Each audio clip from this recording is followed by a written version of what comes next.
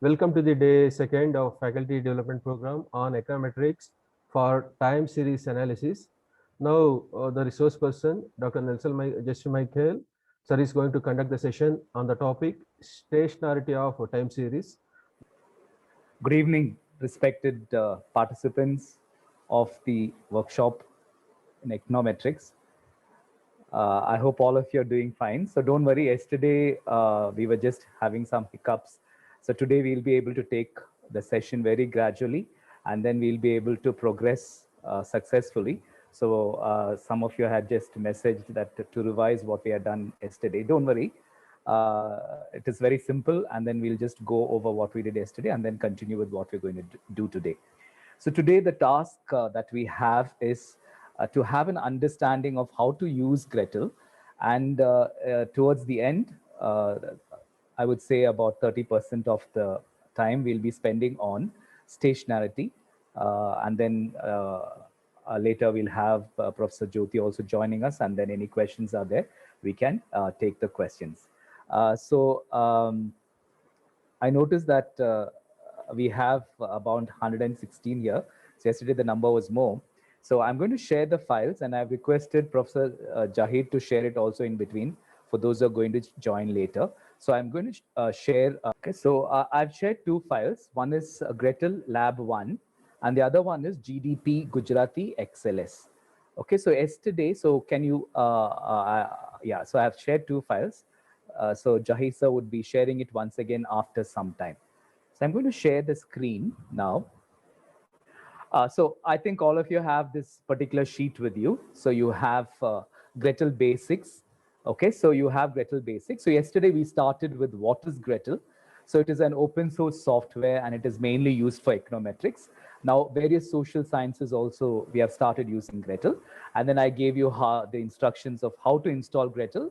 In case you have not, please download Gretel and install it. So the link is given there, okay, in the file. And also I requested you to add data from Gretel, and that is data for the book Gujarati, right? Then the first thing that we did yesterday was how to open a file, and so the path is given there, okay? So how to open a file, we had seen that yesterday. Okay, so how to open a file? So the option was go to file, open data, and then yesterday what we used was a sample file, and then we saw how to do that. Today we'll be going in for importing a file. That's what we'll be starting with today, okay? And yesterday we also did how to visualize the data. Today also, once again, we'll do that in case you had missed it yesterday. And we saw how to edit attributes yesterday, So the options are given here. And we also saw how to edit values. And we did a brief about graph. We'll do a little more detail about graph today. Okay, so are you all ready? Are you ready?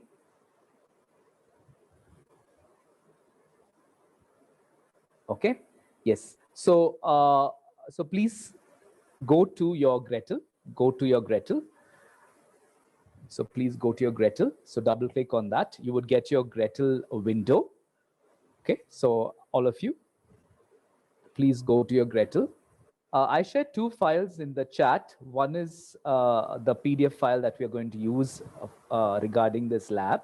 And the other one was an Excel sheet. Again, that is also from Gujarati. So that Excel sheet, you would have saved it somewhere in your desktop.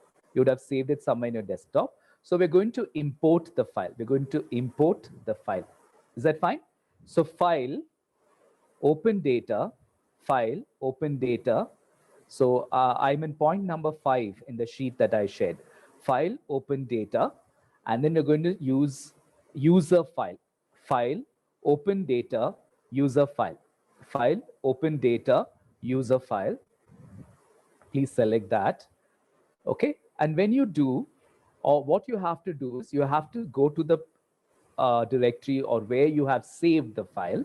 You have to go to that folder in your laptop or desktop. Click on that, and please see down. You have a particular window option there and select all files, select all files, select all files. And then you locate the Excel file named GDP Gujarati, Excel file named GDP Gujarati, and then open it. So you would have saved it in your desktop or wherever you have saved it. Only thing is, remember to select all files or XLS so that file we can open.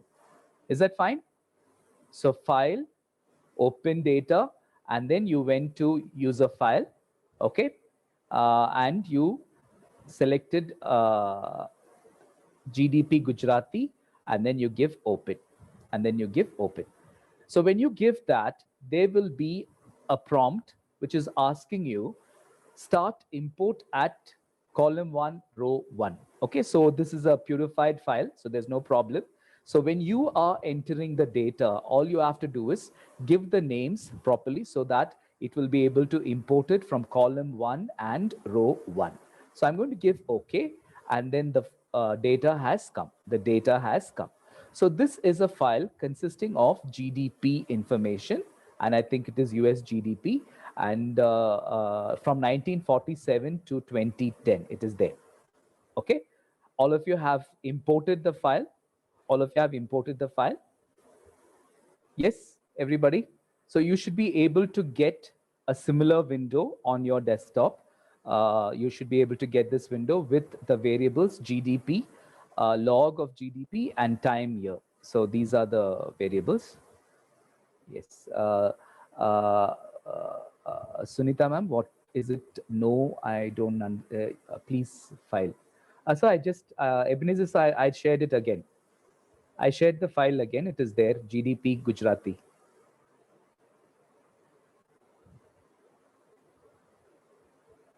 You can just go up in the chat box. You'll be able to see the files. I'll guide you once again. File. You have to save the Excel file in a folder, probably on your desktop. You can save it on your desktop. You have to download it and save it. File, open data, file, open data, user file. File, open data, user file, and then go to wherever you have saved it. I have saved it in my desktop, so I've gone there, and you have to select all files. You have to select all files. You have to select all files over here, and then go to the Excel file. Only then you'll be able to see the Excel file, and then you open it, and then you open it. So even if you have not got that Excel file, don't worry. We'll very quickly, I'll guide you with the Excel, don't worry. So here we have the file. So we've just seen how to import an Excel file. So yesterday we saw different types of files which can be imported. So it can be Word file, it can be SPSS file, so many different formats which have been incorporated into Gretel. You can safely import them as well. Okay, right? So visualizing the data. So how do you visualize the data? Select the variable, left click on it, then again right click. So I'm looking at point number 6 in your handout. So left click on it, then again right click, display values. Left click, right click, and display values. You'll be able to see the values. You'll be able to see the values. Okay, right? Okay. You can also check, find out the display values in the option data, and you have another menu there, display values. You can once again see the values using this option. Okay, so that is also possible. So you could do that. Okay, right. Now, editing attributes is an option in case you want to describe what is a variable. Two ways in which you can do that. Please look at point number 7 in the handout.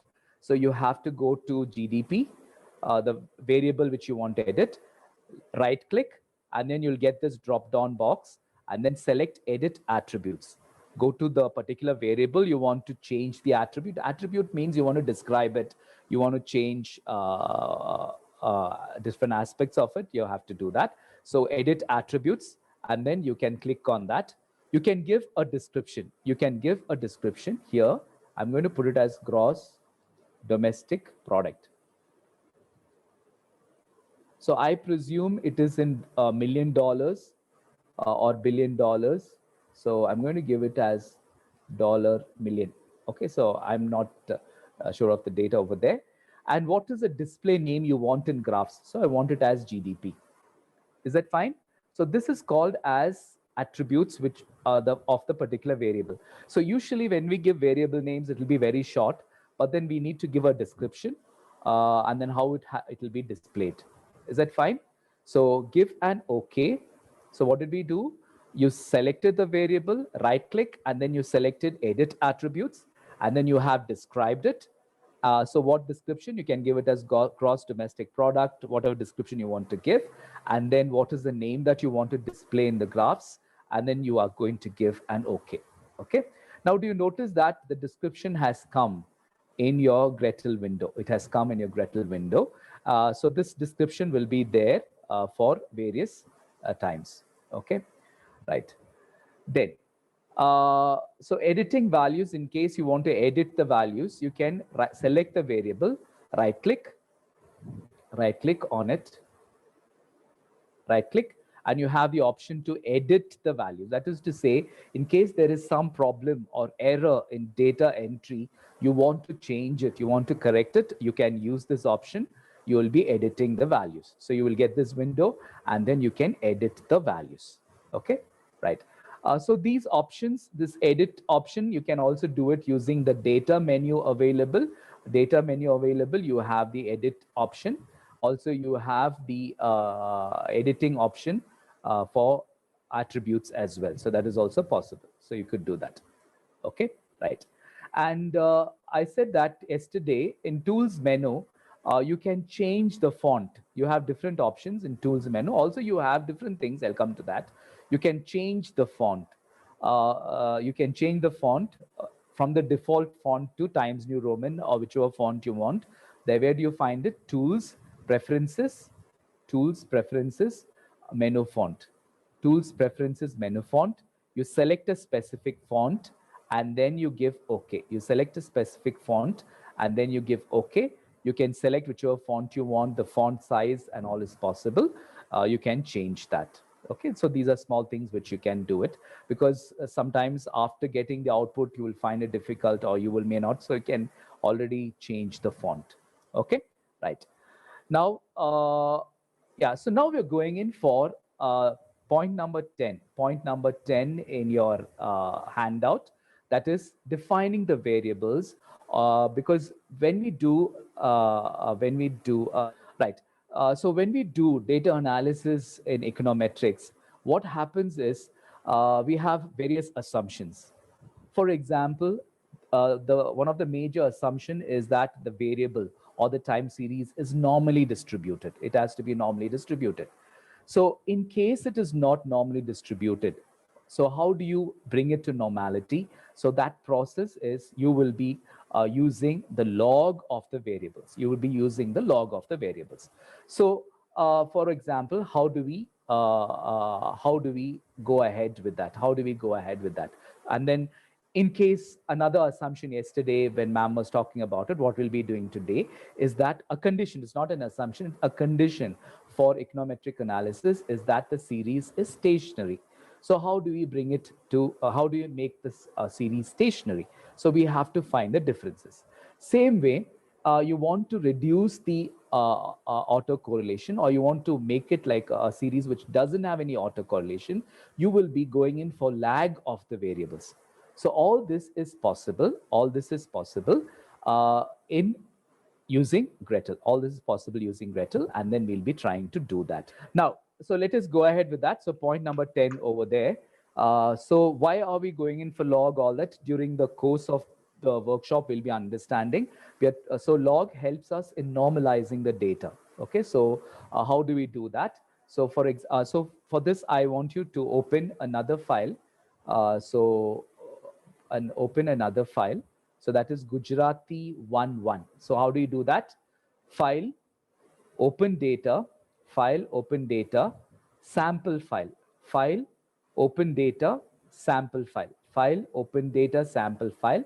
And then you please select Gujarati, table 1.1, table 1.1, table 1.1. Okay, right? So what did we do? file, open data, sample file, in that Gujarati 1.1. So you should be getting a file like this. You should be getting a file like this, personal consumption expenditure, and then you have gross domestic product. So this is just a theory which says that the consumption expenditure is dependent on the gross domestic product. So as that goes up, automatically people's expenditure increases and all that. So just that we're not going to that as of now. We're just going to see how we are going to use some of the options that are there, which are required for econometric analysis. Okay, right. So very simple, very simple. So I want to add the log. I want to add the log here. So we are using Gujarati file from Gujarati data table 1.1. In case you have not added it, as I said yesterday, don't worry. The file that you have with you, the GDP file of Gujarati, you can do whatever we're going to learn using that itself, no problem. So file, okay, so we have added. So can we go ahead? Can we go ahead? So this is the stage where we are defining the variables. We are preparing the variables for our econometric modeling. Okay, so that's what we're going to do. So in case it is not normally distributed, we will be asked to go in for the log of the variables. So we're going to do that. So how we're going to do it? So right click, and then you find the option add log. Right click, you find the option add log. Right click, you find the option add log. Okay, okay, right click, add log. Right click, add log. So you will find that log of Y. So Y is personal consumption expenditure. You have found out the log. Another way of doing the log is you can go to add and then select log of selected variables. The simplest way is right click and then add a log. So why are we adding log? To make the series normally distributed. Okay. Suppose you want to add the logs for all the variables that you have to drag it. So you have select one and then you drag it. So all the variables will get selected, and then you do right click, then add logs, and then you can add logs, and then you can add logs. Is that clear? Yes? Okay, right. Now we're going to the second option. The second option in defining variables, 10.2, difference, adding difference. Okay. So what we're going to do is, so you select the variable, right click, select the variable, right click, add difference. Select the variable, add difference. So we'll be doing this in detail at the end of today's session. So adding difference is to make a series stationary, So we'll be adding a difference. So I'll be explaining that a little later. So as of now, you just know how to use this add difference option. Okay, right. So add difference. So right click, add difference. So when you add a difference, you find that the variable name is d underscore y, d underscore y. D underscore y, do d underscore y. So L underscore means log, D underscore means difference. So the series Y means it is a level series. Okay, there is no defining that is done. So when you say log of Y, that means it is a normalized series. When I say difference of Y, that means a series that you're trying to make it stationary. We don't know still whether it is stationary. We'll go into that a little later. Right, so that is point number 2. And suppose you want to do the differencing for more than one variable, you have to select it and then drag, and then right click, and then you have to go in for add differences. Right? So when you do that, what will happen is you will have the differencing for both y and x, y and x. Okay. Another defining that we'll be doing for the series is called as lag. So we've seen how to add log, or how to find out the log of the observations. Second, we have seen how to difference the observations. Now we're going to see how to add lag. So why are we adding lag? As I said, to reduce this autocorrelation. So one of the conditions that you'll be seeing when we run econometric modeling is that the series has no autocorrelation. Another thing that we'll be seeing, that there is no multicollinearity. All that we'll be seeing in the coming days. Another condition is that there is no heteroskedasticity. Yesterday, ma'am spoke about that. So that also we'll be seeing. So as of now, we'll just see how to add lag. How to add lag. Same option. Select the variable, right click, and then you have, I'm sorry. Okay. So you, I'm sorry, here you have to go to add option. You have to select the variable, go to add, and then you have the option to add lags of selected variables. You select the variable, go to add, and then lags of selected variables. Lags of selected variables. Okay. Right. Also, you have it in here. Also, you should have it. Okay. Yeah, I don't understand. Actually, it was there in the previous versions, but no problem. So if you want to add the lags for more than one variable, you select and then you drag, then go to add, sorry, select and then drag, go to add, and then please add lags. Please add lags. Now, when you select that, it will ask you number of lags, number of lags, number of lags. Now, depending upon the autocorrelation, you will have to increase the number of lags so that you will be able to reduce it. So I'll just show you the correlogram little later. Then you'll understand how many lags have to be there. But as of now, you can just give one lag and then give OK. Just give one lag and then give OK. So usually all the softwares, they take the lag according to at what stage this correlation will be stopped. So don't worry, by default, it will be taking certain lags. It will take its own lags. But as of now, since we are doing it manually, we are going to give it as 1. Okay, right. So when you give the lag, unlike the other ones, so what happens is you will find that there is a plus sign that has occurred next to the variable, a plus sign. So when you click on that, you will find that you have variable. You have y minus 1. That means there is just one lag. Suppose you have given it as 2, then it will be y minus 2, 2 lags, and then and so on and so forth. Okay, so there will be different lags that will be adding. So are you able to notice that there is a plus sign here? And then when you click on that, you'll be see that you'll notice that there is a new set of new variable that is created, the lagged version of the original variable y. Okay, so this is how we'll be adding lags. We'll be adding lags. Okay, right. So we have seen how to add logs, and then we have seen how to uh, uh, lag the variable, and also how to difference it. So these three things we have seen. Okay. So the other aspects of homoscedasticity and the lack of to reduce multicollinearity, we'll take it in the advanced stages of the FTP. Right. Okay. Now we'll see how to add a new variable. How to add a new variable. So sometimes you will be converting that. Okay, sometimes you will be converting a variable. So we'll see that. So here you're going to apply some formula and all that. So let's try. So add. So how do you do that? Select the variable. So let me go to GDP. Let me go to GDP. Okay, GDP. I'm going to go and add. Select it. Add, and then you go to define new variable. You select the variable for which you're creating a new variable, like in SPSS here also you have that. So you can create a new variable. Or you right click and then go for defining new variables.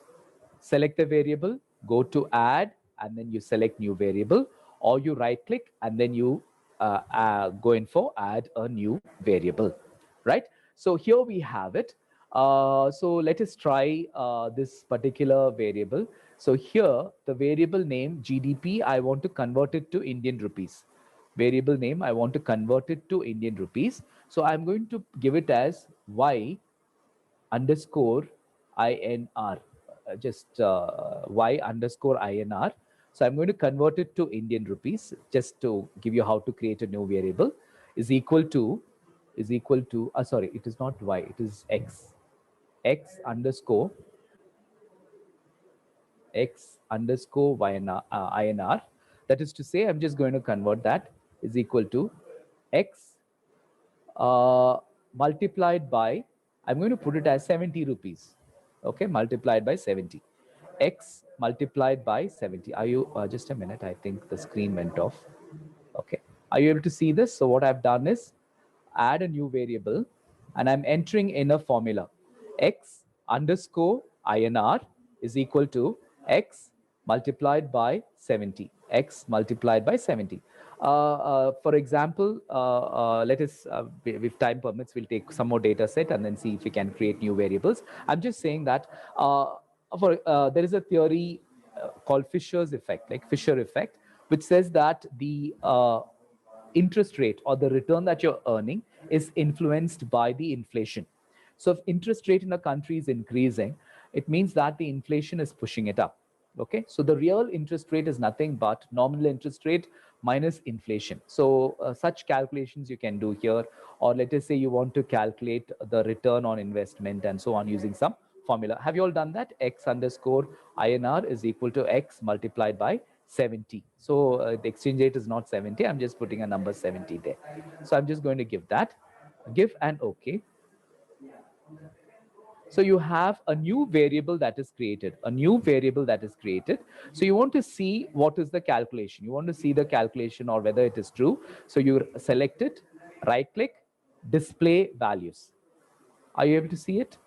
You have the INR equivalent of the US GDP, the INR equivalent, that is US GDP in rupee terms.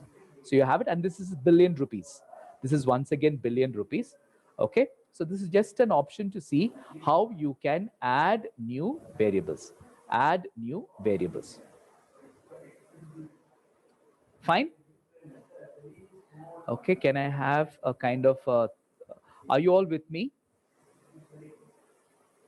No, ma'am, probably you have entered some.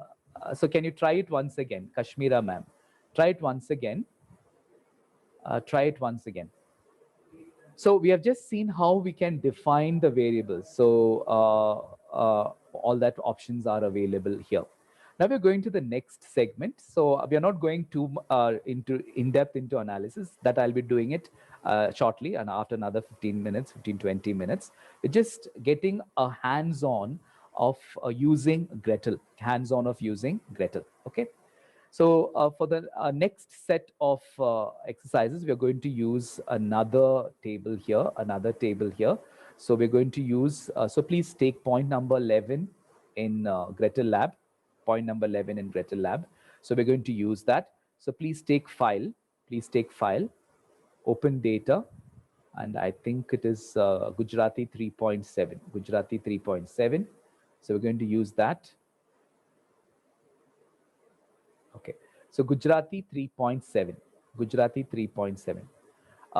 So some of you might be wondering why we are using data already existing in the books, because as econometric students, it will be very useful for you. Suppose you're reading something in a book and then you want to work it out. So the data is already there in Gretel. So that is one of the biggest advantages of Gretel.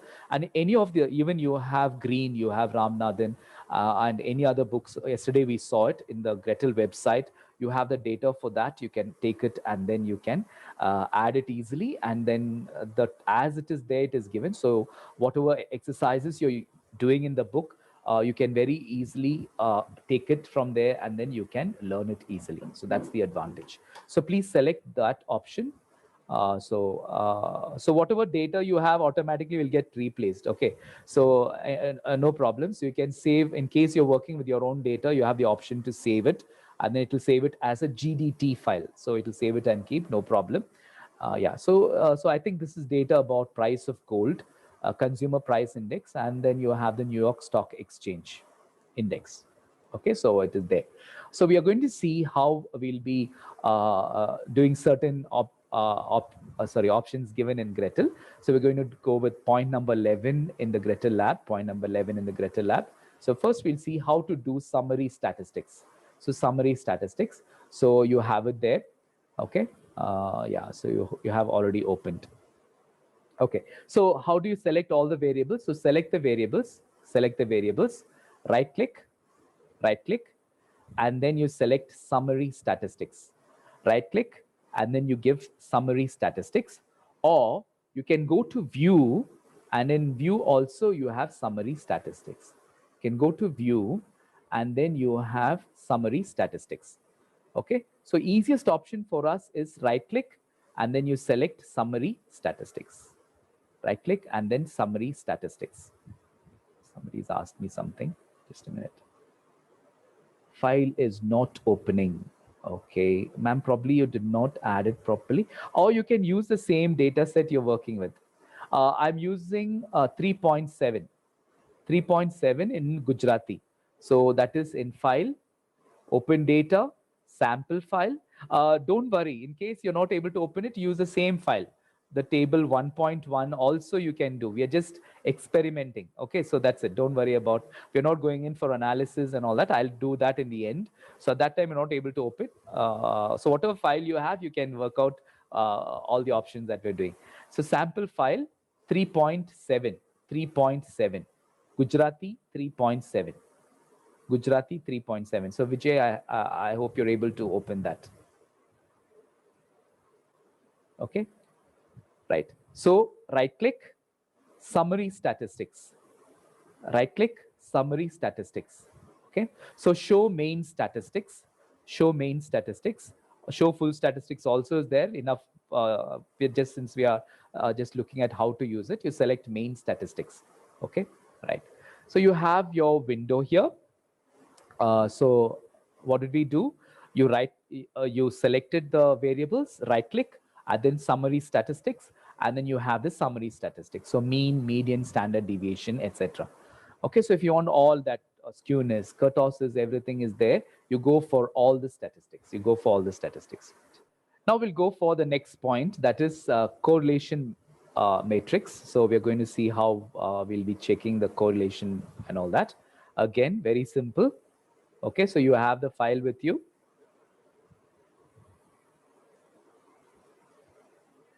Yeah, so we're going for the correlation matrix. So select the variables.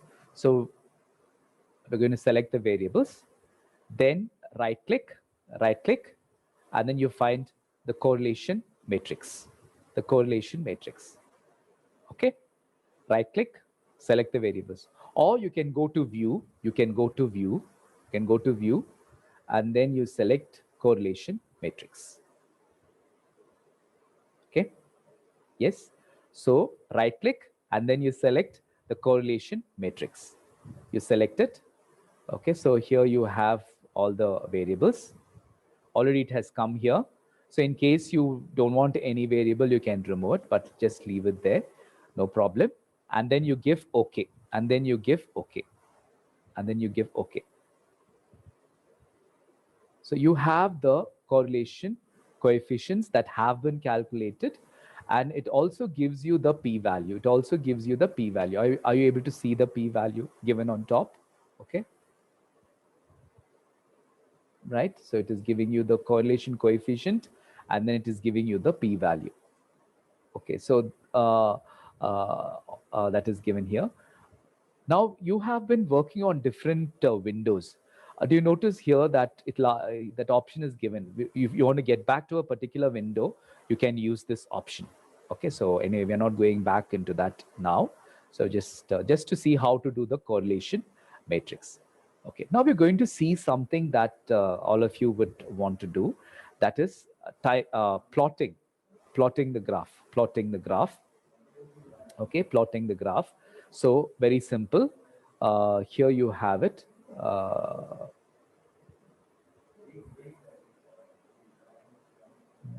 May not. Okay. So the easiest way to do it is right click and then you go for time series plot. Go to it, go to the right click, you select the variables, right click, and then you select time series plot. or you go to view, and then you have multiple graphs, or okay, we'll go for that. So you go for time series here. Both options you can use. Different options are there. So we're going to go with time series plot. It'll ask you whether you want it as simple, separate graphs, or you want everything on a single graph. Uh, uh, we'll want to see where on a single graph, it'll tell you, like, whether there is any kind of a relationship with among the variables. So we are going to put it on a single graph. You want separate graphs also, no problem. So we'll put it as a single graph, and you're going to give OK. Okay, so here we have it. Here we have it. So you have different colors which have come, right? So you have, yeah, I'm sorry. Okay, so you have the single graph. You have the graph.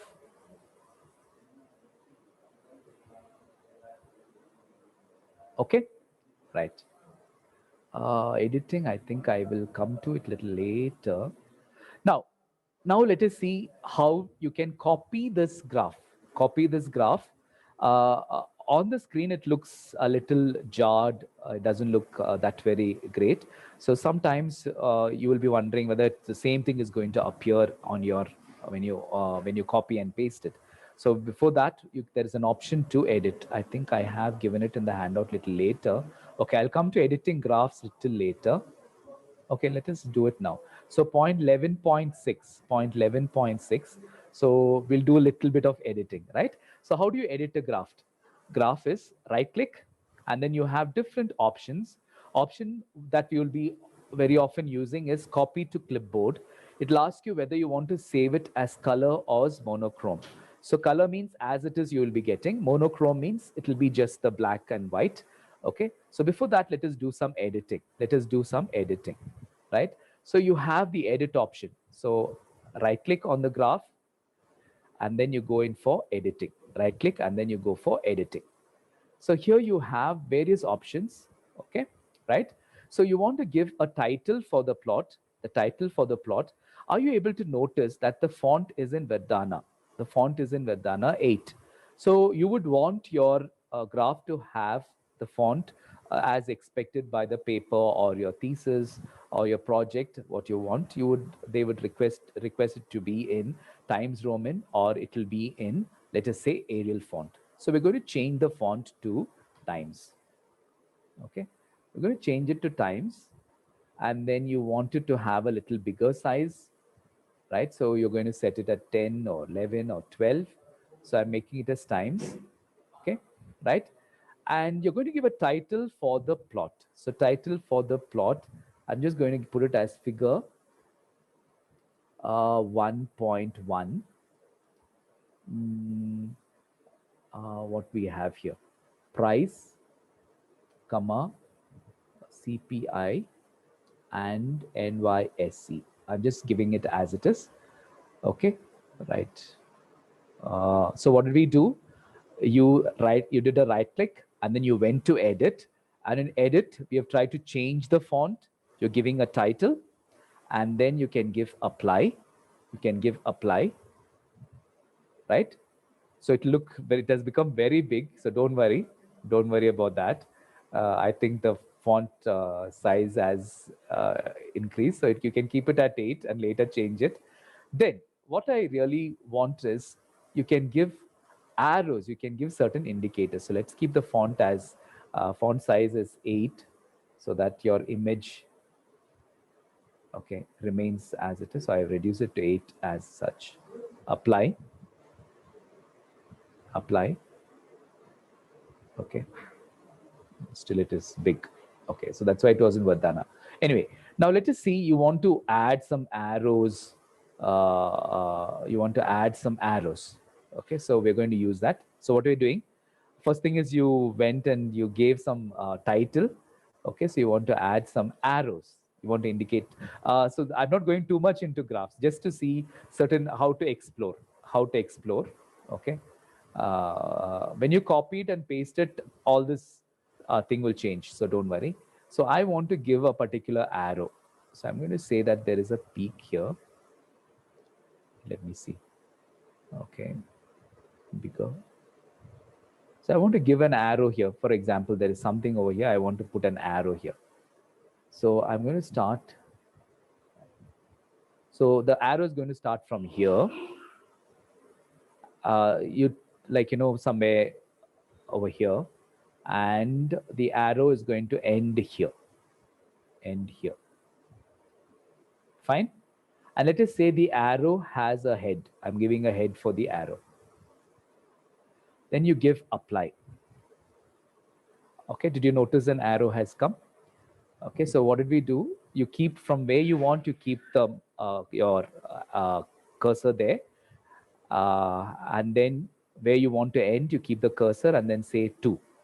Then you give an arrow for head. You want it line to be dotted. That also can be done.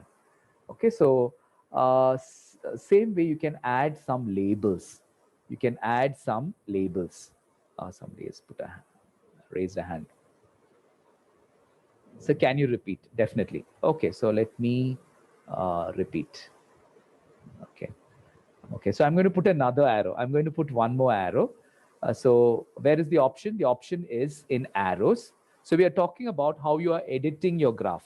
So the first thing you have to do is right click and then you select edit. You will get this box. You will get this pop-up box. Then you have a main menu where you can change a lot of things.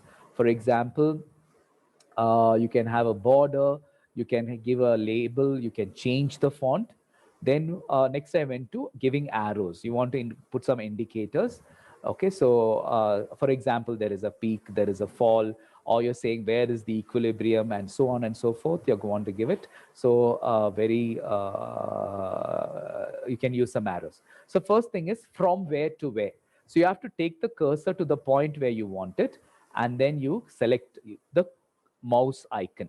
You have to take the cursor from where you want the arrow to start, and then you select the cursor. You click the cursor button on the pop-up box. Then you take the cursor to where you want the arrow to end, and then you select the mouse icon. And then I want the arrow to have a head, so I have selected the head. If you want the arrow to be dotted, you can select the line as dotted. Right, so this is one arrow. Now you want one more arrow. Let us say you want one more arrow. You want one more arrow. So I want the arrow in the next line as well. So please observe. So here I want the arrow to start from here. So I have given a click. Sorry. So I want the arrow to start here. Okay. Then you select the mouse icon once again. And then you say where you want the arrow to end. Okay. Then you go to arrow has a head, and then you give apply. So I have another arrow. I have another arrow, right? So this is just adding arrows. This is for those of you who are going to add a lot of values here. And let us say at this point of time, there was some recession. So I want to add a label. I want to add a label. So label is recession, RECESSION. So I want to add a label called recession. What are just saying that? So where do you want it? So you select the mouse icon and then you bring it here. Put it there. Okay. And then you give apply. Okay. Yeah. Somebody. Okay. The chat is gone. Just a minute. Okay. Somebody has said, how do we undo something? You have to reset. You have to reset. That's it. Or you redo it again.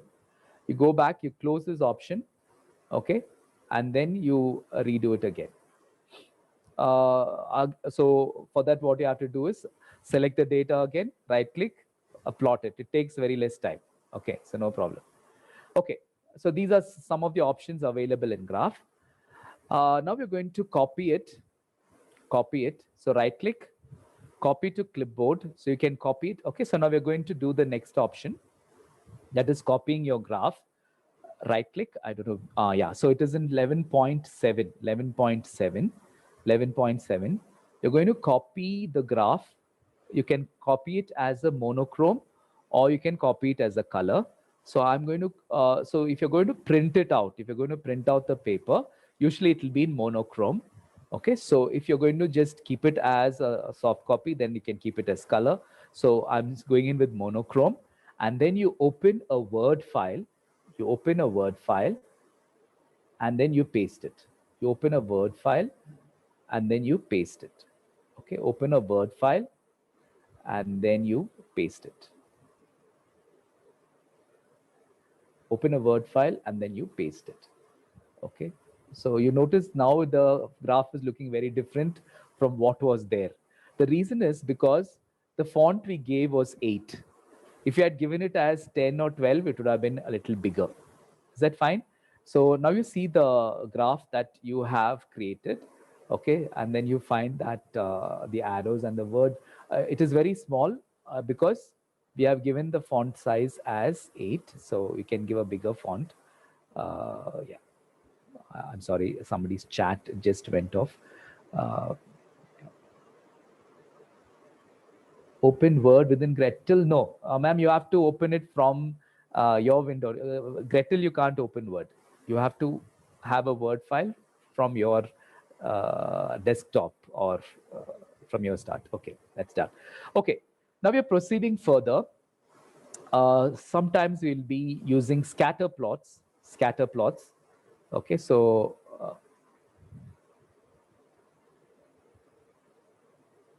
okay, we'll be using scatter plots. So that is point number 11.4. Point number 11.4. So scatter plots you have here. So select the variables, go to view, and then you have graph specified vars or graph specified variables.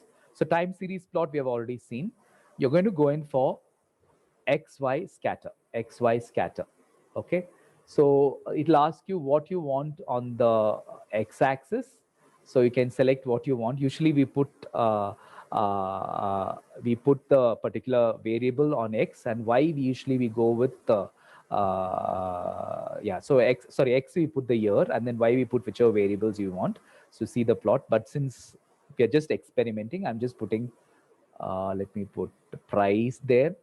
Okay, and then I'm going to put CPI. It's just for experiment. So I'm putting it on the y-axis. Okay, so this is just to see the scatter, and then give OK. So you have the scatter. Okay, you have the scatter plot, just to see whether the observations are stochastic, whether it is like it is random, or whether it is not moving in a random fashion. So we'll be using the scatter plot. Okay, so just a minute, somebody here. Open Word within Gretel. Okay, yeah. So this is for scatter, right? Then we have box plot view, that is point number 11.5, box plot. So you have graph specified vars. So you have the box plots, yes. So view, graph specified vars, and then you select box plot. Okay, so you have it here. You have the variables for box plot, give OK. Right? So all this sometimes you'll be using, just to see that.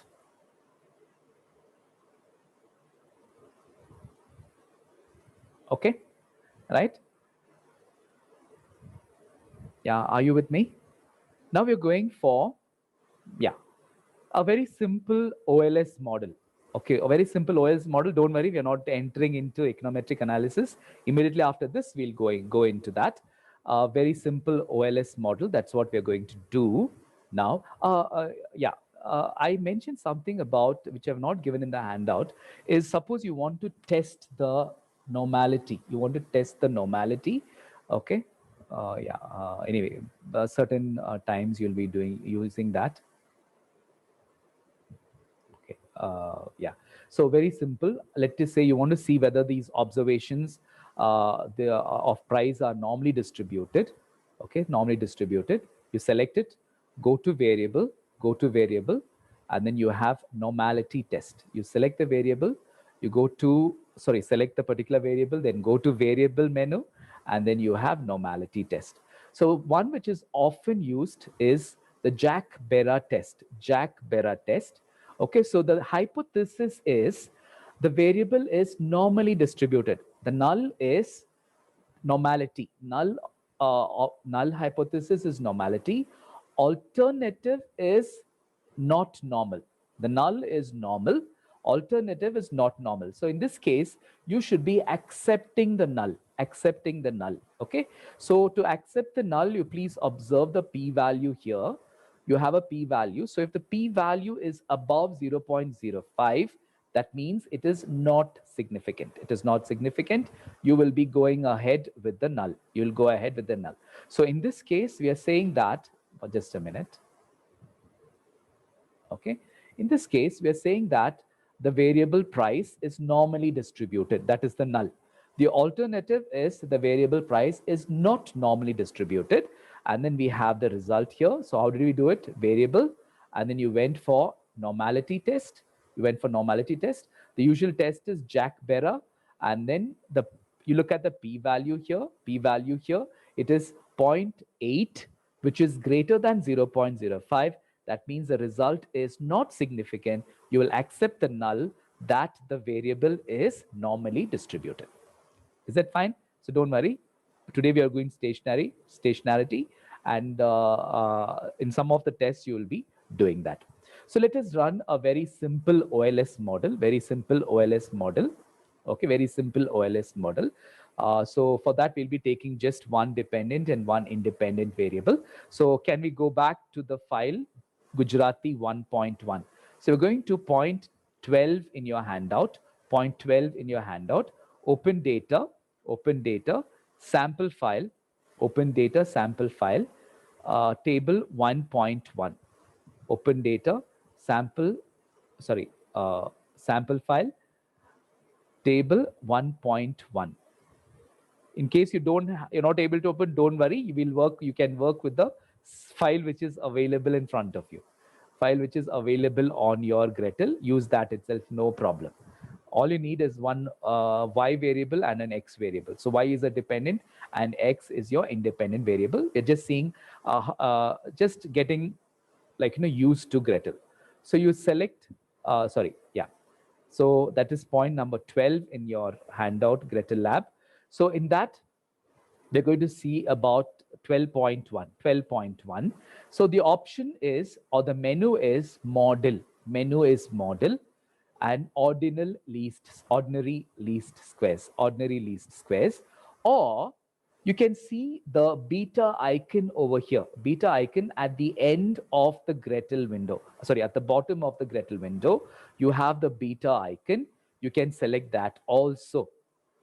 Either you go to model. Somebody has asked me a question. Just a minute. Sir, can you repeat? Yes, Ebenezer, sir. So you can go to model. So we are using, either use the data that you have in your Gretel windows, or you can use table 1.1 of Gujarati. So you go to file, open data, then sample. File, open data, and then use a sample. In that, you go to Gujarati and then you open table 1.1. That's what I have in front. In case you're not able to open it, don't worry. Whatever data you have in your Gretel, you open that. Okay, no problem. So two ways in which you can go for the OLS. One is, that is the least squares or the regression model that we're going to use. You can go to the menu model and then select ordinary least square. You select, go to model, and then you select ordinary least squares. Or you go to the beta icon at the bottom of the Gretel window, and then you go to the OLS box. You can go to the OLS pop-up box. So OLS is nothing but your regression modeling. Simple one you're going to do. We're just having one dependent and one independent variable. Okay, so we're going to take, okay, are you there? Yes. So you select it. So the dependent variable is y, and then your independent variable is x. Okay, so the dependent variable is y and your independent variable is x. Okay, I hope all of you have done that. So your dependent variable is personal consumption expenditure. Your independent variable is gross domestic product. That is to say that as the GDP increases, the expenditure, personal expenditure of people also will increase, or that the expenditure very much depends on the GDP. Okay. right? All of you have done that? Right. So do you find something here as lags, right? So sometimes in your model, you might have to add lags. That is to say, if any one of these variables is having a high level of autocorrelation, then you will have to reduce it by increasing the lags, or you'll have to make it as you'll have to make sure that there is no autocorrelation. How will you do that? By increasing the lags. You will be doing that when you do your AR model, your ARIMA model in the coming days. So I'm not going into that. We're just seeing how we're going to do a simple regression. We are not even going to interpret it, but just to see how to use it on Gretel, because I think some of you will be using Gretel for the first time, and just to see where you will be locating it. Because in the coming days, you should not be searching the Gretel window. It should come very, very easily. So I just put the one dependent variable and one you put it as the independent variable, and then you give OK. So you have the output here. You have the output. You have the output. Okay. So you have the output, and then you notice, as I told you in the yesterday itself. So it's a very small and it's a very simple looking output. Okay. So but then you have everything. So you have the constant, and then you have the regression coefficient for the the independent variable, that is GDP, is given here, that is 0.7. And then you have the t value. You have the t value. You have the t value given here. Okay. And more important, the p value is given. More important, the p value also is given. So for students, so the moment you see a number like this, you'll be wondering how to interpret, what to do, and all those things. Okay. Very simple. So you would have studied in your statistics classes. So you will be interpreting the result of the statistic based on the p-value, right? So whatever null you have framed, you will be accepting or rejecting based on the p-value. So if the p-value, so you will be setting the level of significance, and in statistics, you will be setting it at 0.05, that is 5% level. So if the p-value if the result that you've got is less than 0.05, you will be rejecting the null. If it is greater than 0.05, you will be accepting the null. In this case, it's a very, very highly significant result. It is something less than 0.001. It is less than 0.001, and therefore you will be rejecting the null. That is to say that the independent variable has got a significant effect on the dependent variable. So in this case, the independent variable is GDP. It has got a significant effect on the variable expenditure, consumption expenditure, and so many other things which we will be seeing in the coming days. For example, all of you will be familiar with adjusted R square. So you notice here that the adjusted R square, the adjusted R square is 0.99. So that is to say that the model is a good model. The model is a good model. Also, you have the F value. You have the F value and the P value for F. Okay, that is to say that the model it's a good. How do you accept or reject the model? By looking at the F value, the ANOVA. So in SPSS, you will be getting it as 3 tables. You will have the model summary, then you have the R square. You'll first have, you'll have the regression coefficients, you have the model summary. All that will be there. And then based on that, you'll be accepting. Now here, everything is in one output. So in the coming days, you'll be looking at this, and then you'll be looking at interpreting. Now for econometrics, something that is very, very important is the residuals. Okay. We'll be looking at the residuals, and then looking at the residuals and seeing whether it is normally distributed or not. Okay. Sometimes in tomorrow's class, we'll be seeing whether the residuals is stationary, so that we'll be seeing. So for that, you will have to save the residuals. Okay, so you'll have to save the residuals. You can also save the model. You can save so many things which I've given here. But mostly for econometrics, you'll be observing the residuals. Okay, so you can give an option here. You can give a name for the residuals. So the default is U hat.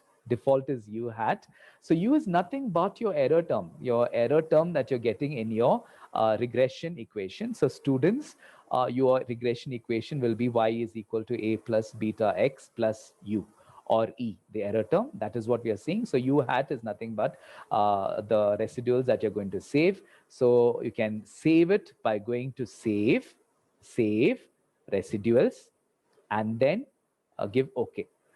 So what happens when you do that? You will notice that a new variable is formed in your data set. Can you see it in your Gretel window, the main Gretel window? You'll see that there is a U hat that has appeared. Okay. Yeah. In the due course, you will be getting used to Gretel. Now we want. So I will not pause for questions here. First, we'll finish today's task, and then we'll go for questions. Today's task is stationarity. Okay. So what we have done so far is nothing but different options available in Gretel, different menus, and we have just seen how to use the OLS option in Gretel, how to run a very simple model. Okay, right. Now if you want this output, this anyway, in the next exercise we'll be doing it. The next lab exercise we'll do that, saving and then copying and pasting. Very simple. Here you can edit. How do you copy the results? Is edit, copy, edit, copy. So here it is asking you as RTF. We are going with RTF only. That is okay. And then you can go to your Word, and then you can paste it. Go to your Word and then paste it. Okay, so it is Control Z. Just a minute. Yeah, you can paste it. So you'll get the results so that you can. So you see, when you're copying and pasting, it is all, yeah. Ma'am, sorry, Gaurav sir, don't worry about the interpretation. You've just seen how to run the OLS. Now we'll start the real exercises, and then we'll go for all the interpretations and also, don't worry. So I'm going to share one more file here. Okay, so that is what we're going to do now. So that is stationarity. I'm sharing another file. So please download that, test of stationarity. Okay. So please download that, test of stationarity. We're going to do that now. It's a 640. So I've been given very clear instructions not to take too much of people's time.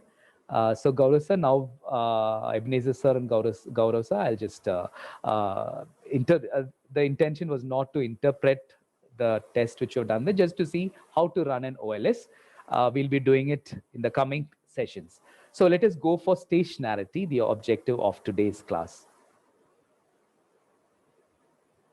Okay, right. So test of stationarity, the test of stationarity.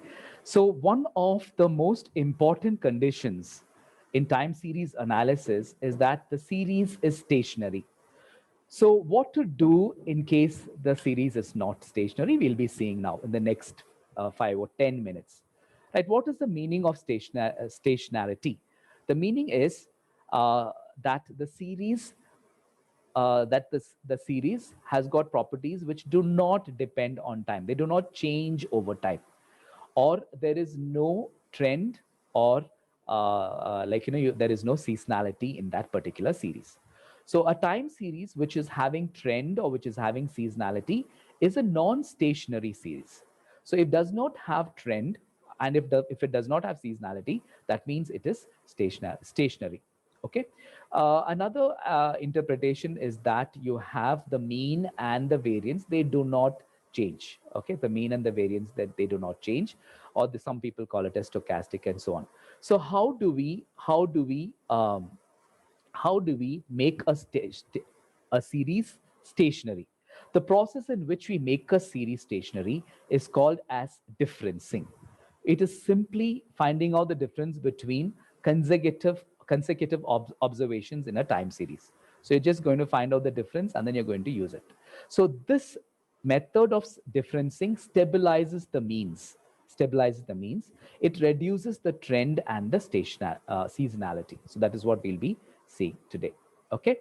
Right. So we're going to practically see. So what is station? So it is one of the important conditions of time series analysis. So in case a series is not stationary, we have to make it stationary by differencing it. So we are going to see practically how we can bring about this stationarity. So are you all with me? Are you with me? So we are using the handout test of stationarity, which I just shared. Yes. Yes. Okay. Right. So we have, yes, let me see. No, sir, I didn't get any file. Gaurav, sir, just the above, again, Mukta, sir, has shared. Test of stationarity. Okay. Yes. Okay, right. So it is just the handout that has been shared, which has got what I'm talking about now. So time series is said to be stationary when the properties do not change over time, or we talk about its mean and its variance does not change over time. It remains same. In case it is not so, then we call the series as a non-stationary series. And suppose a series is non-stationary, we have to make it stationary by the process of differencing. That is what we're going to do today, two simple exercises, right? So we're going to start with that. So first one is, please open. So go to Gretel, go to Gretel, go to Gretel, I'm sorry, go to Gretel and open. So for this, I would expect all of you to have the file 9.2, Gujarati 9.2, Gujarati 9.2. Okay. So how did you do that? Okay, let me. So I think Kashmira ma'am will be asking me. So before that, I would once again slowly explain that. So file, open data, sample file. File, open data, sample file. In that, please select Gujarati. Please select Gujarati. And then you go to 9.2. Go to 9.2. Go to 9.2. Go to 9.2. Okay, double click on that. File, open data, sample file, Gujarati 9.2. Okay. So the variable we are going to use is savings, personal savings. Just a minute, some chats are there. I have not received. So you'll have to download Gujarati underscore data. Yeah, so that was shared yesterday, Gujarati underscore data.exe. In case that is from Wembley. So in case you have not done that, you'll have to go to Google, download Gujarati underscore data.exe. Yes. Otherwise, whatever file data you have in front, with that one of them you can work, no problem. Only thing is you'll not be getting the results that I have given it on the handout. Okay, so it is not GDP Gujarati. You can use that, but we are using a different data set, that is 9.2. 9.2 from Gretel itself, 9.2 from Gretel, but it is Gujarati data. I think all the others are able to see this, right? So you'll be having these this particular data set, 9.2 from Gujarati. So what we're going to do is we're going to take the option from the variable savings. Okay, right. Now, please, first thing is you'll have to see whether it has got. So I said that a stationary series is one which does not have seasonality and it does not have a trend. Okay, so please, first what you do, go to savings, right click, and then you select time series plot. Right click, select time series plot. So you find this particular graph coming. So what do you observe? What do you observe? Do you observe that there is a kind of a trend? Do you observe that there is a kind of a trend or there is no trend? Trend means, so here we find a linear trend. There is a linear trend. It is moving in a particular direction. Either it is going up. Okay, so in this graph, it is going up. So it is called as a linear trend. In case it is going in a random way, we call it that it could be a quadratic trend and so on. Okay, see, somebody has said. So we observe that there is a linear trend. We observe that there is a linear trend. Let's see. Yes, there is a trend. So it is called as a linear trend. It is moving up. If it is going down, or up, there is a particular trend. It is a linear trend. Okay, right. Now, or you find that it is going up sometime, it is coming down, it is going up. So there could be a seasonality as well. So we find that there is a trend. So by observing itself, you know that it is not stationary. But how do we say that it is not stationary? By conducting a unit root test. By conducting a unit root test. Okay, so if there is unit root, okay, please look at the handout. Please look at the handout. I'll come to the handout. Please look at the handout here. So we are going to see whether there is unit root, and then we're going to check whether there is stationarity. So we're going to have 3 steps, very simple steps. First, we're going to see whether the series is stationary, right? So we're going to check the unit root by a particular test called as ADF test, augmented Dickey Fuller test. And then if it is not stationary, we're going to do differencing. And once again, we're going to check whether there is stationarity, or this, if it is non-stationary, has it gone back? So 3 steps. First, we'll look at the series. We'll observe whether it is stationary. We will check that by a particular test called as unit root test, ADF test we'll be using. And then if we find that there is the presence of unit root, we will difference it. And then once again, we'll check. And if we find that it is not stationary, once again, we'll difference. That's the process. Like, we'll keep differencing till it becomes stationary. Now, this is called as integration also. So if a particular series is stationary at the level itself, as it is, if you find that, so now this particular series is not stationary, but let us observe it is moving on a mean, and then you find that the variance is more or less constant, the mean is more or less constant, that is to say it is moving on the same line, we find that it is stationary. We find that it is stationary. So we call it as integrated at level, integrated at 0. And suppose we difference it once and then we make it stationary, we call it as at integrated at order 1.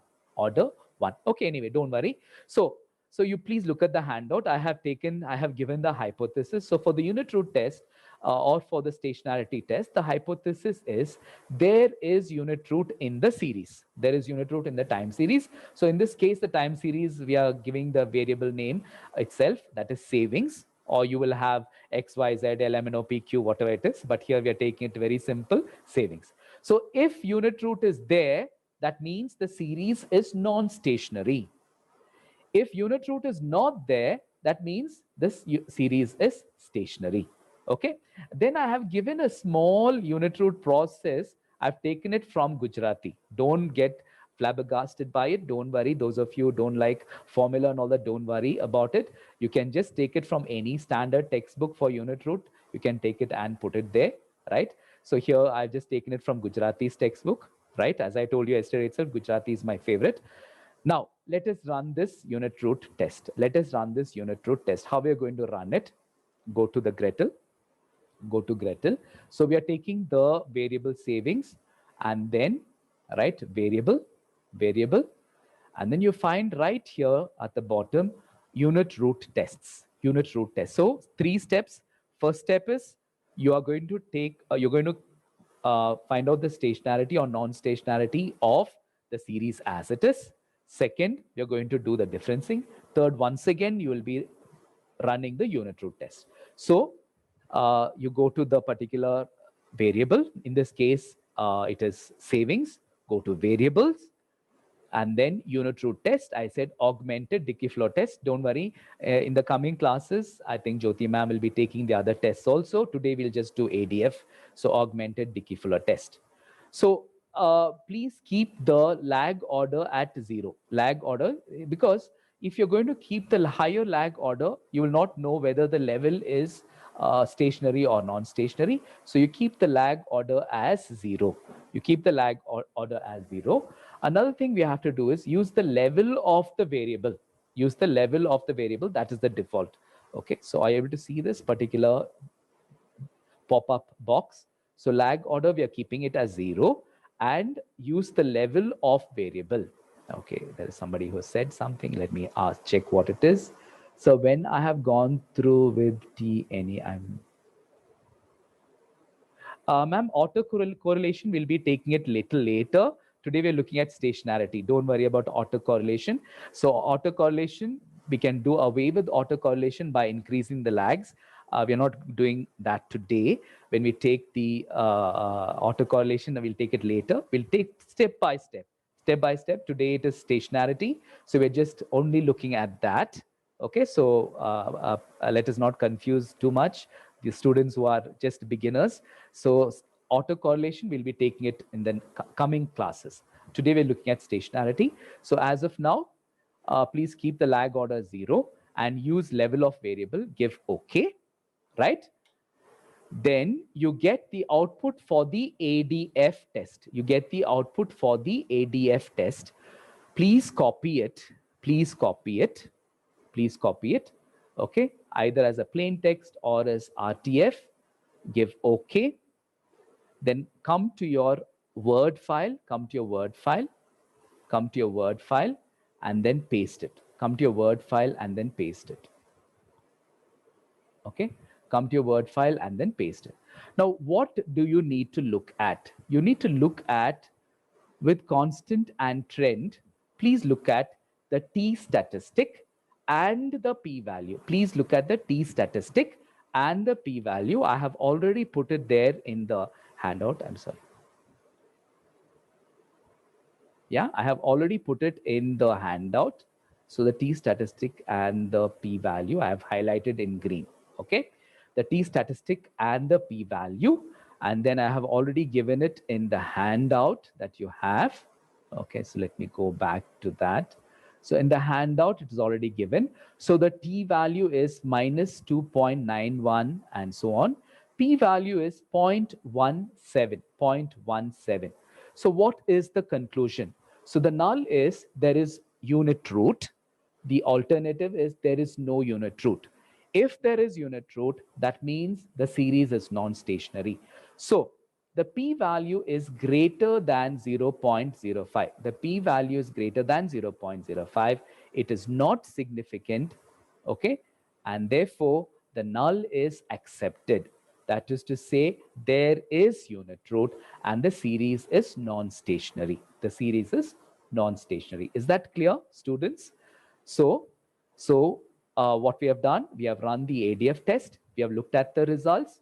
The T value is minus 2.915 and the P value is 0.17, which is greater than 0.05. It is not significant and therefore you are accepting the null. The null is there is unit root. That is to say, it is non-stationary. So the series savings is non-stationary.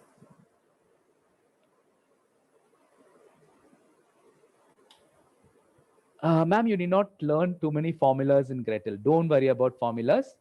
In econometrics, you don't need to worry about formulas. You just have to, when you write a paper, you'll have to give certain equations. Okay, so here I have given the equation here, and then the T statistic and the P value. And this is, as yesterday, as Jyoti ma'am said, this is not an analysis. This is part of the analysis. So you'll have to say unit root was conducted, and then you found that the series at level was non-stationary. Okay, right? So first step is clear. First step is clear, students. Right, let us go to the second step. Let us go to the second step. I'm running out of time here, don't worry. Second step is differencing. Second step is differencing. Second step is differencing. So go back to your Gretel. Go back to your Gretel. So we found out that savings is non-stationary by running the ADF test. Now what you're going to do is you're going to try to make it stationary by differencing it. So I showed you in the previous lab. That is to say, how do you difference it? Right click, everybody, second step, right click, we are differencing it, right click, add difference, right click, add difference, right click, add difference. Okay, so you get D underscore savings, D underscore savings, D underscore savings. So what you're going to do is, what you're doing is, we are trying to make the series as stationary. We're trying to make the series. So first step, as it is, we tried to see whether it is stationary, and then you realized it is not stationary. Now we're trying to make it stationary by differencing, So it is all given in your handout. Don't worry, it is there. You can follow that. So second step, you have run the differencing. Now we're going to the third step. We want to see whether the differenced time series is stationary. Whether the differenced time series is stationary. Okay? You're going to the third step. So how do you do it? Select the difference time series, first difference of savings, go to variable, and then unit root tests, augmented Dickey-Fuller test, ADF test, augmented Dickey-Fuller test. Okay. So now since you brought the lags to 0, and then the level is, you're going to use it at level only, then give OK. Give OK. I'm repeating again. We did the second step. That is, what you did is you selected savings and then right click, you added difference. So when you did that, you got this particular variable, D underscore savings, which is nothing but first difference of savings. Now, the third step, we are going to see whether after differencing, whether it is stationary or non-stationary. So how do you do that? D underscore savings, go to variable, unit root tests, augmented Dickey-Fuller test.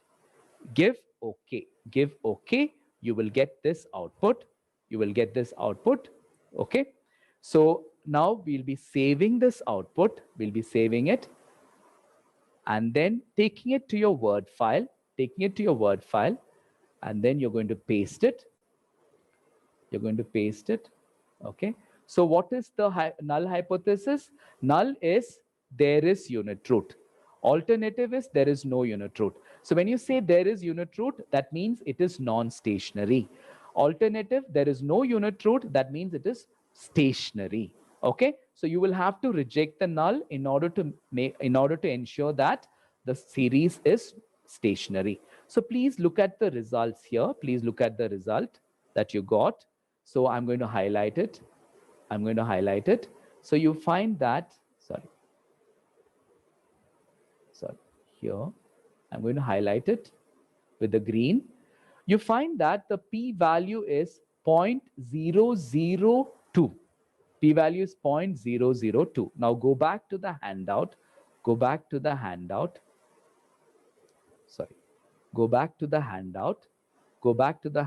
here. So the null is there is unit root, that is to say the series is non-stationary, and the alternative is there is no unit root or the series is stationary. And then you look at the t value is 5.12 and so on. P value is 0.002. And then you notice that the p value is lesser than 0.05. The result is significant, and you're rejecting the null. That there is unit root, and you're accepting the alternative that there is no unit root. That is to say, after differencing, the series has become stationary.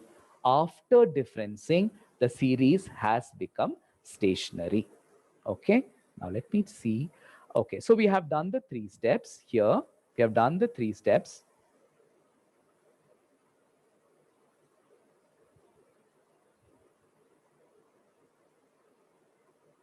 Murugesan sir, for time series analysis in econometrics, the series has to be stationary.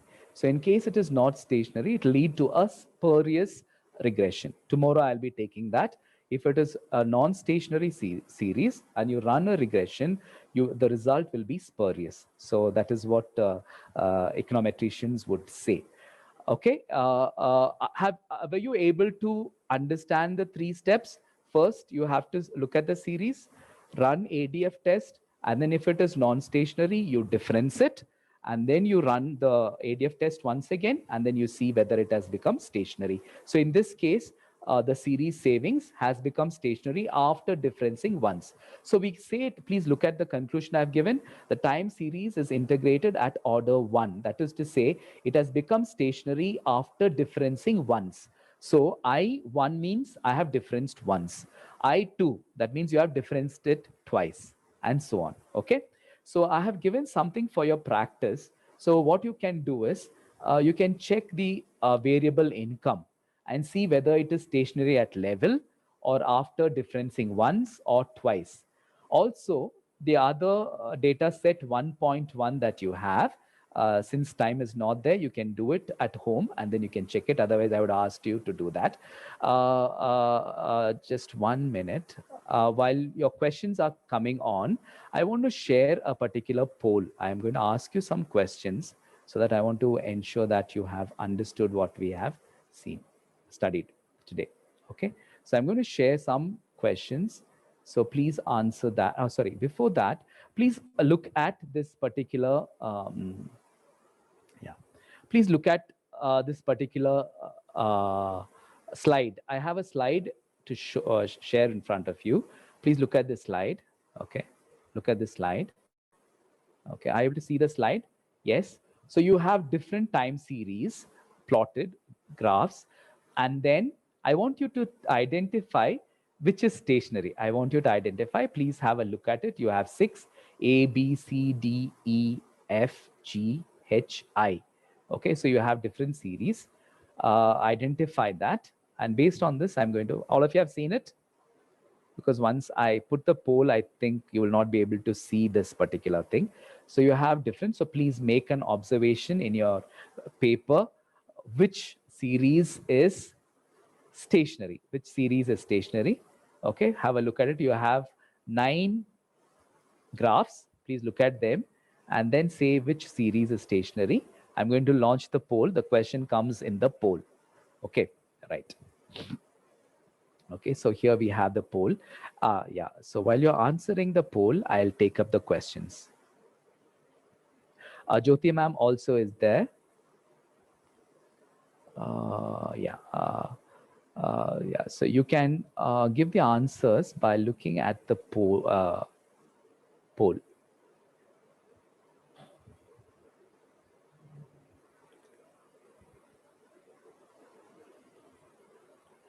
Yeah, so you can give the answers there. Very simple questions, what we had been discussing so far. I have put it there, so you can answer them.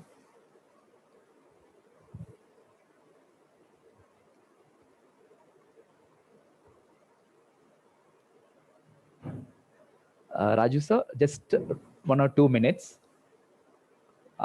Okay. No problem, Raju sir, you can be there. Yeah. Any questions are there, you can ask me. Jyoti ma'am is also there. Any questions are there, you can ask. So today, our task was to have an understanding of how to use Gretel and stationarity. So that was the task today. So we have used one test, that is ADF test, to find out if there is unit root. So ADF test indicates whether there is unit root. So if, and then I have not given the answer here because I have asked the question there as well.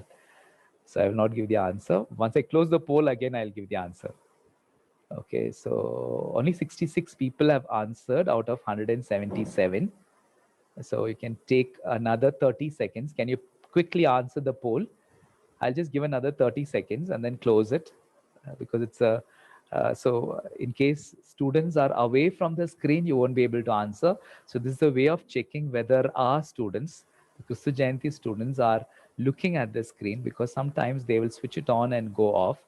I'm very bold to say that in front of other college participants as well. I don't know whether it happens in other colleges. So our Jayantins are so confident. So sometimes they may not be in front of the screen. So as teachers, we check whether they're there by giving polls. So don't worry, this is not going to, yeah. Okay, so I'm very happy that other teachers from other colleges say there also it happens. So this is not to encourage the Jayantins.